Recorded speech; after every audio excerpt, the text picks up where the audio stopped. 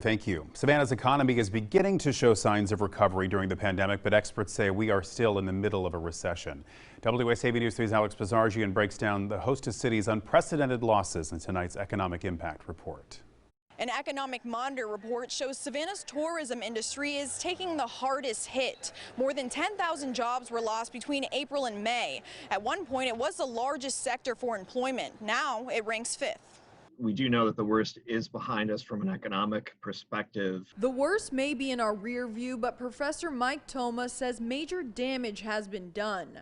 Data shows rental room rates plunged 60% compared to last year, and air travel also took a nosedive of roughly 86%. Pre-pandemic, more than 100,000 people boarded planes. From April to May, that number was only 15,000.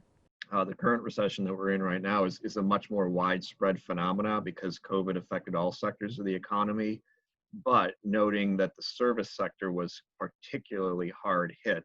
Luckily, Georgia's ports and local manufacturing are actually above their employment base as compared to last year. Toma says it's a source of much needed stability. That's not to say that the tourism and hospitality industry is not important. It certainly is.